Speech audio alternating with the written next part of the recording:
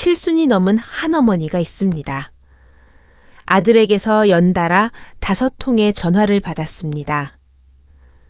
아들은 줄곧 새 집으로 모시겠다고 그곳엔 엘리베이터도 있고 베란다도 있고 매일 할머니를 찾는 손녀도 있다고 했습니다. 어머니 이제 제발 좀 편하게 사시라고 애원하더군요. 어머니는 그 말을 믿었습니다. 짐을 쌌고 아들 내외 입맛에 맞을까 싶어 직접 담근 김치와 장아찌까지 챙겼습니다. 엘리베이터가 있는 아파트에는 살아본 적이 없어 내심 설레기도 했습니다.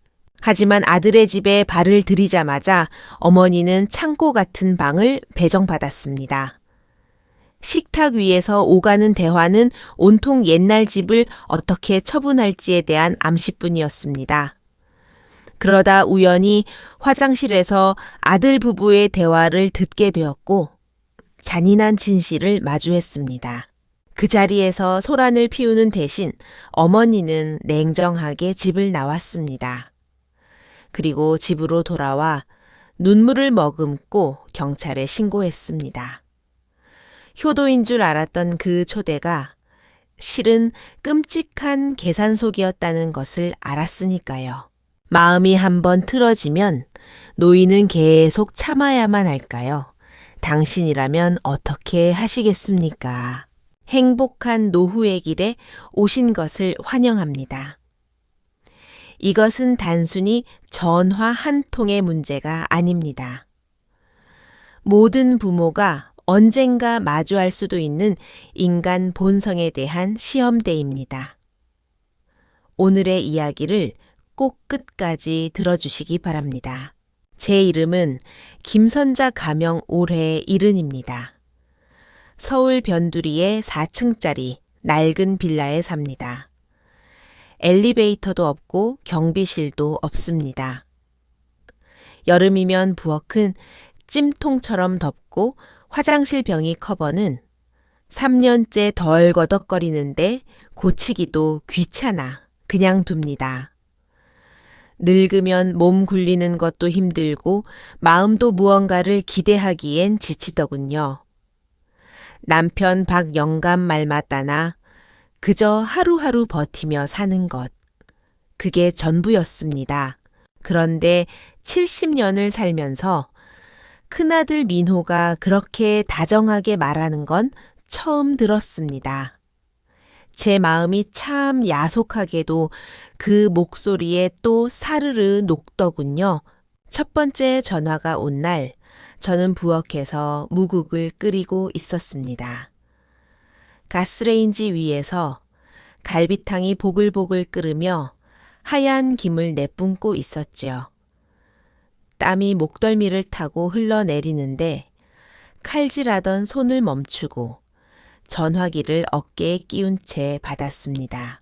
엄마, 저 민호예요. 목소리가 어찌나 부드러운지 솜사탕 같았습니다. 반년 넘게 연락 없던 녀석이 갑자기 전화를 하니 멍해지더군요. 요즘 별일 없으세요? 아버지는 병원 다녀오셨어요. 무릎 아프신 건 좀 어때요? 저는 당황해서 입만 벙긋거리다 겨우 대답했습니다. 그냥 그렇지 뭐 늙은이들 사는 게 다 똑같지. 두 분 그 낡은 빌라에 너무 오래 사셨어요. 제가 다 걱정돼서 그래요. 아들은 마치 교과서를 읽는 것처럼 진지하게 말을 이었습니다. 저희 새 아파트는 엘리베이터도 있고 방도 환하고 경비실도 있어서 훨씬 안전해요. 저는 침을 꿀꺽 삼켰습니다. 저도 모르게 칼질하던 손이 느려졌습니다. 엄마, 그거 아세요? 어제 우리 민지 손녀가 할머니 왜 우리 집에 안 와? 라고 묻더라고요. 아들은 웃음 섞인 목소리로 덧붙였습니다. 민지가 그림도 그렸어요. 엄마가 소파에 앉아 TV 보고 제가 옆에서 사과 깎아드리는 그림이요. 저는 아무 말도 못했습니다. 솥에서 국이 끓어 넘치려 해서 급히 불을 줄였지만 눈앞이 뿌얘지는 건 기름기 때문만은 아니었습니다. 두 분 연세도 많으신데 이제 제가 효도해야죠. 우리 식구 다 같이 살아야 진짜 가족 아니겠어요. 아들은 잠시 뜸을 들이더니 덧붙였습니다. 엄마가 아버지 좀 잘 설득해 보세요. 그 고집불통이시니 바로 거절하실까 봐요. 저는 생각해 보마라고 얼버무리고 전화를 끊었지만 가슴 한 구석이 따뜻해지는 건 어쩔 수 없었습니다.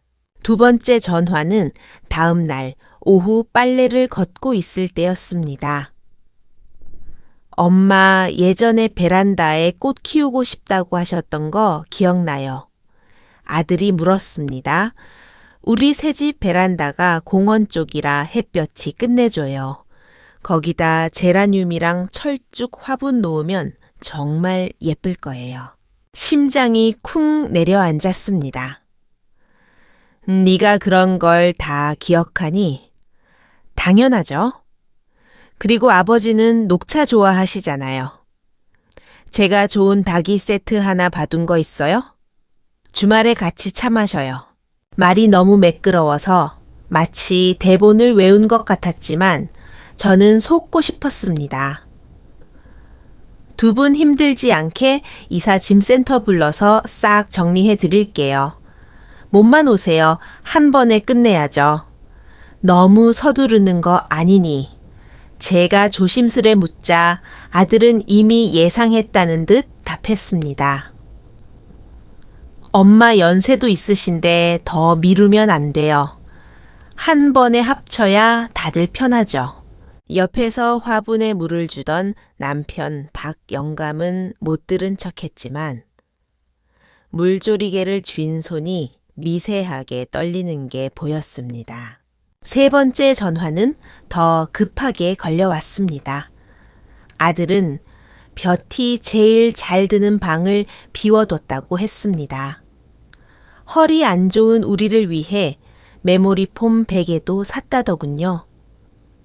엄마, 예전엔 몰랐는데 이제 정말 두 분 편하게 모시고 싶어요. 며느리도 엄마 좋아하는 잡채 배우겠다라고 난리예요. 조심스럽게 제 마음을 건드리는 그 목소리에 콧날이 시큰했습니다. 그날 저녁 남편에게 전화 내용을 전했습니다. 남편은 밥그릇을 내려놓으며 차갑게 말했습니다. 이제 와서 효도라니 너무 늦은 거 아니야. 우리 아들이잖아. 자식도 사람인데 철들 수 있지. 남편은 저를 쳐다보지도 않고 사과를 깎으며 말했습니다. 집 산 지 1년이 넘도록 모른 척 하더니 요즘 갑자기 전화질이라니 이상하지 않아. 저도 의심이 안 든 건 아니었지만 자식을 향한 마음의 의심을 품기 싫었습니다. 네 번째 전화는 마치 떠보는 것 같았습니다.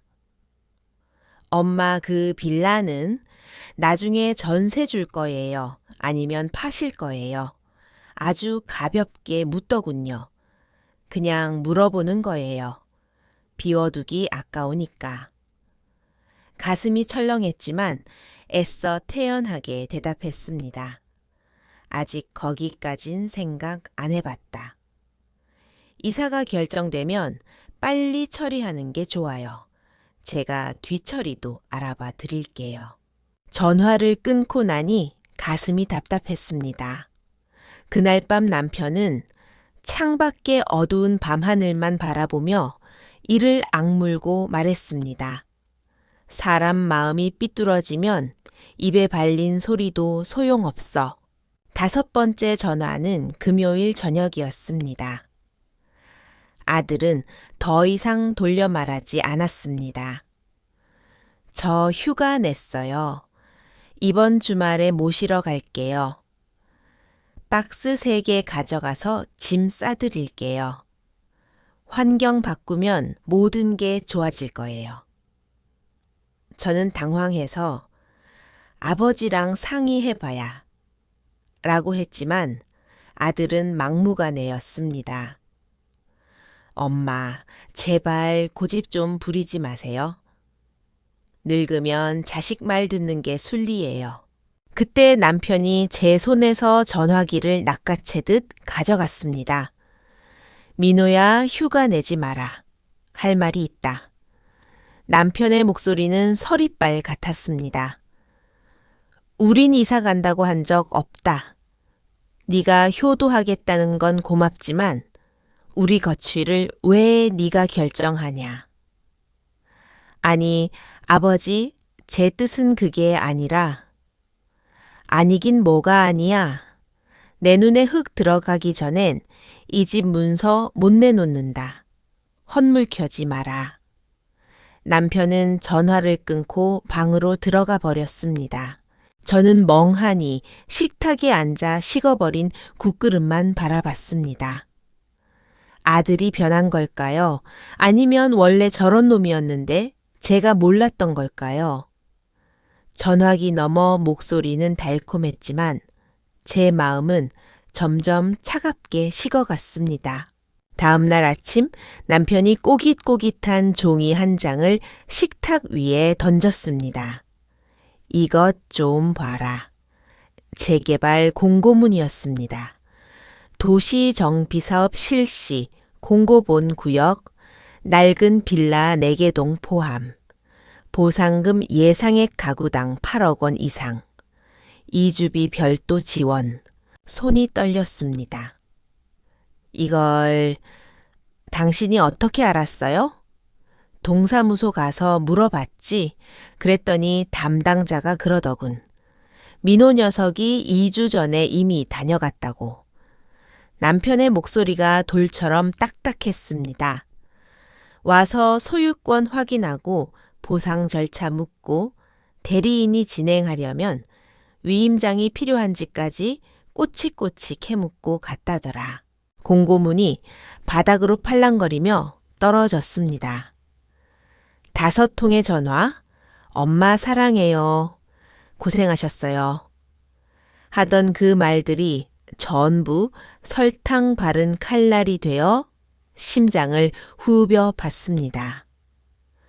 우리가 평생 뼈 빠지게 일해서 산 이 집 대출금도 아직 다 못 갚은 아들의 아파트.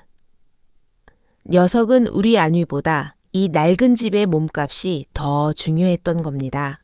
아무리 그래도 우리 아들이. 저는 말을 잇지 못하고 울음을 터뜨렸습니다.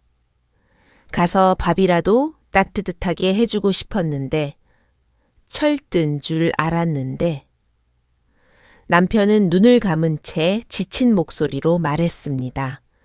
계속 연기하게 놔둬. 어디까지 하나 보자고. 우리는 싸우지도 소리치지도 않았습니다.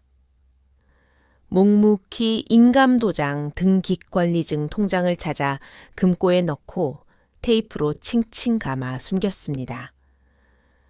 그날 밤 저는 한숨도 자지 못했습니다. 아들이 나빠서가 아니라 70 먹은 내가 아직도 가족끼리 살아야 한다는 그 뻔한 거짓말에 속았다는 게 서러워서였습니다. 우리는 아들의 계획대로 주말에 이틀만 가서 지내보기로 했습니다. 아들 내외는 우리가 아예 눌러 앉는 줄 알고 신이 났더군요. 현관에 들어서자 며느리 지은이가 앞치마를 두르고 방였습니다. 어머님, 아버님, 어서 오세요. 음식 다 됐어요. 손녀 민지가 달려와 안기며 할머니 하고 부르는데 가슴이 아려 웃음조차 나오지 않았습니다. 거실은 깨끗했지만 우리를 위한 공간은 없어 보였습니다. 아들이 안내한 방은 충격적이었습니다. 엄마 여기 보세요. 남향이라 겨울에도 따뜻해요. 아들이 가리킨 방은 북향인데다 창문도 쥐구멍만 했습니다. 벽지에는 곰팡이 자국이 핀 걸 급히 닦아낸 흔적이 역력했고 구석에는 잡동사니 박스가 쌓여 있었습니다. 이게 네가 말한 햇볕 잘 드는 방이냐? 남편이 차갑게 묻자 아들은 눈을 피하며 얼버무렸습니다.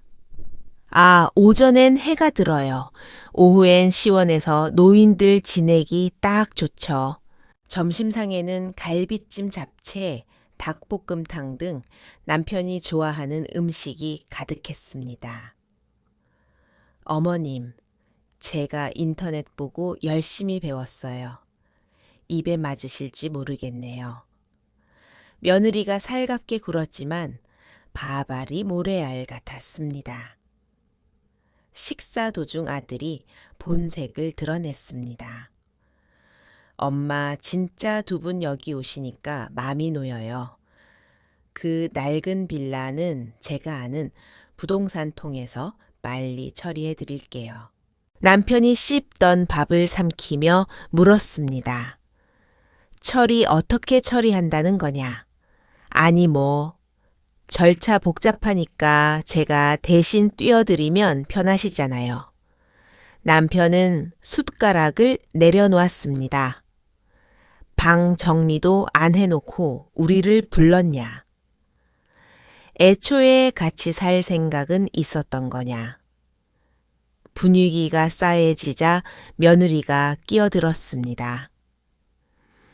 아버님 오해세요. 정말 잘 모시고 싶어서 저는 화장실에 가겠다며 일어섰습니다. 불을 끄고 화장실 문에 기대선이 얇은 벽 너머 부엌에서 소공어리는 소리가 들렸습니다.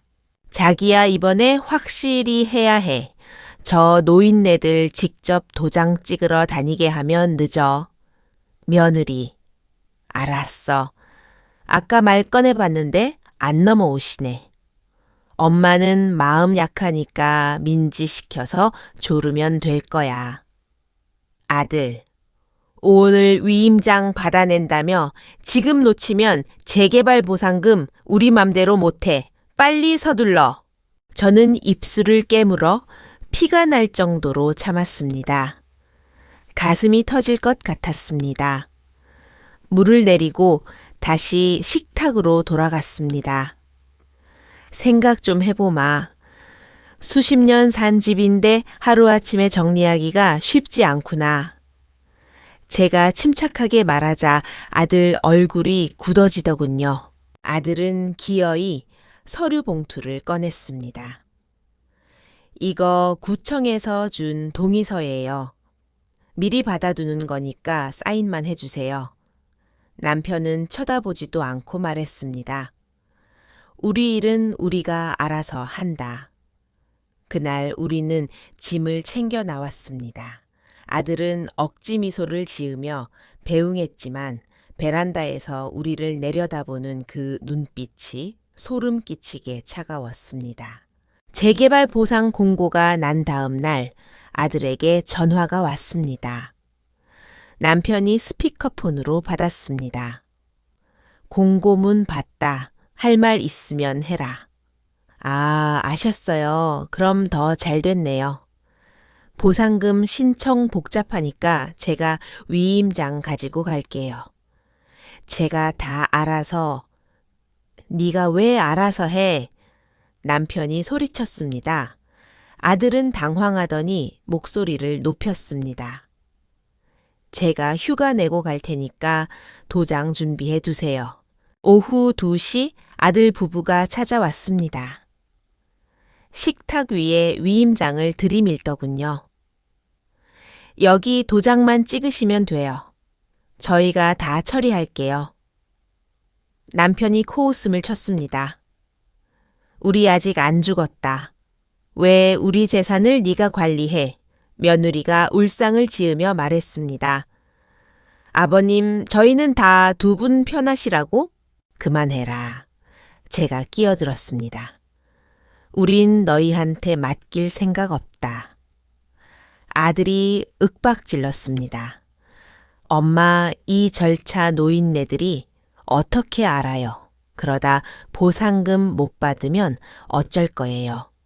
그때서야 아들의 진짜 얼굴이 보였습니다.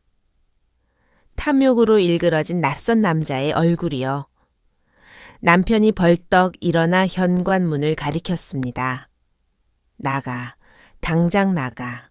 그들이 쫓겨난 뒤 우리는 전쟁을 준비했습니다. 이웃들의 수군거림이 들려왔습니다. 아들이 동네방네 떠들고 다닌 모양입니다. 노인네들이 돈 욕심에 자식도 몰라본다더라. 저는 억울해서 잠이 안 왔지만 남편은 냉정했습니다. 여론몰이에서 우리를 고립시키려는 거야. 속지 마. 우리는 구청에 가서 직접 상담을 받고 변호사인 지인의 아들에게 자문을 구했습니다. 그리고 며칠 뒤 열린 주민설명회에 참석했습니다. 맨 앞줄에 아들 부부가 앉아 있더군요. 아들이 손을 들고 발언했습니다. 저희 부모님이 연세가 많아 판단력이 흐리십니다. 자식인 제가 돕겠다는데 굳이 고집을 부리셔서 사람들이 웅성거렸습니다. 그때 제가 일어났습니다. 저는 김선자입니다. 제 아들이 참 말을 잘하네요. 하지만 여러분 이것 좀 들어보시죠. 저는 핸드폰을 꺼내 그날 화장실에서 녹음했던 파일을 재생했습니다. 빨리 위임장 받아내. 노인네들 직접 하게 하면 우리 몫 없어. 회의실이 물을 끼얹은 듯 조용해졌습니다. 아들의 얼굴이 홍당무처럼 빨개졌고 며느리는 고개를 들지 못했습니다. 저는 떨리는 목소리로 말했습니다. 내 평생 자식 잘못 키운 게 제일 부끄럽습니다. 오늘부로 내 재산에 대한 모든 권리는 내가 행사합니다. 그날 이후 아들은 동네에서 얼굴을 들고 다니지 못했습니다. 우리는 보상금 수령 방식을 현금으로 선택했습니다. 12억 원이 넘는 돈이었습니다. 아들은 계속 전화를 해댔습니다. 엄마 돈 관리 제가 해드릴게요. 보약 지어 갈게요. 저는 필요 없다 고만하고 끊었습니다. 마지막엔 협박까지 하더군요. 엄마, 그렇게 독하게 굴면 나중에 누가 돌봐줄 것 같아요. 저한테 열쇠에 있는 거 아시죠? 그 말을 듣고 우리는 현관 자물쇠를 바꿨습니다. 그리고 모든 중요 서류를 은행 대여금고로 옮겼습니다. 돈도 남편과 제 명의로 나누고 일부는 연금형으로 묶어버렸습니다. 당신 독해졌네? 남편이 말했습니다. 살려면 어쩔 수 없어요. 제가 답했습니다. 우리는 경기도의 신도시 아파트를 계약했습니다. 깨끗하고 조용한 곳이었습니다. 이사 준비를 하던 어느 날 집에 돌아와 보니 현관문이 억지로 열려 있었습니다. 거실에는 신발 자국이 어지럽고 안방 장롱이 파헤쳐져 있었습니다. 도둑이야. 남편이 소리치며 달려가자 장롱 앞에서 서류 봉투를 뒤지던 아들이 돌아봤습니다. 눈이 벌겋게 충혈된 아들은 미친 사람 같았습니다. 내놔. 그거 원래 내 거야? 내가 상속받을 돈이라고? 아들은 남편을 밀쳤습니다. 악. 남편이 벽에 머리를 부딪히며 쓰러졌습니다. 저는 비명을 지르며 아들의 바짓가랑이를 잡았습니다. 이 도둑놈아 사람 살려. 이웃들이 달려와 아들을 제압했습니다. 경찰이 출동했을 때 아들은 수갑을 차면서도 소리쳤습니다. 내가 아들이라고 내 집에서 물건 좀 찾는데 뭐가 죄야. 저는 경찰에게 또렷하게 말했습니다. 저 사람은 무단 침입한 강도입니다. 제 남편을 폭행했습니다. 처벌해 주세요. 경찰서에서 진술서를 쓰는데 피의자와의 관계란에 펜이 멈췄습니다. 잠시 망설이다 적었습니다. 아들은 구속되었습니다. 며느리가 손녀를 데리고 와서 빌었지만 저는 문을 열어주지 않았습니다. 민지야 할머니가 너는 사랑하지만 네 아빠가 지은 죄는 용서할 수 없단다. 법원은 아들에게 징역 1년 6개월을 선고했습니다. 보상금이 입금되던 날 저는 통장을 보며 울지도 웃지도 않았습니다. 그저 긴 악몽이 끝난 것 같았습니다. 우리는 새 아파트로 이사했습니다. 햇살이 잘 드는 베란다에서 남편은 상추를 키우고 저는 서예를 배웁니다. 가끔 민지에게서 편지가 옵니다. 삐뚤빼뚤한 글씨로 할머니 보고 싶어요 라고 쓴 편지를 보면 마음이 아립니다. 저는 답장 대신 용돈을 보냅니다. 아들의 손을 거치지 않도록 아이 명의의 통장으로요. 사람들은 묻습니다. 자식을 감옥에 보내고 마음이 편하냐고. 그러면 저는 말합니다. 내 노후를 지키는 것이 내 존엄을 지키는 길이었다고. 아들이 감옥에서 나온 후 한 번 찾아왔지만 우리는 문을 열어주지 않았습니다. 인터폰 너머로 축 처진 아들의 어깨를 보며 남편이 말했습니다. 우리가 기다리지 않는다는 걸 알아야 해. 진정한 복수는 그 사람보다 더 잘 사는 것입니다. 우리는 누구의 눈치도 보지 않고 맛있는 것 먹고 배우고 싶은 것 배우며 삽니다. 더 이상 자식에게 희생하는 조연으로 살지 않겠습니다. 내 인생의 주인공은 나니까요. 오늘 저녁엔 베란다에서 남편과 차를 마셨습니다. 여보, 지금 행복해. 제가 묻자 남편이 웃으며 대답합니다. 그럼 아주 편하네. 여러분은 어떻게 생각하시나요? 혈육이라는 이유로 착취를 정당화하는 자식에게 부모는 어디까지 희생해야 할까요? 냉정하게 선을 그은 저의 선택이 비정해 보이시나요? 여러분의 생각과 경험을 댓글로 나눠주세요.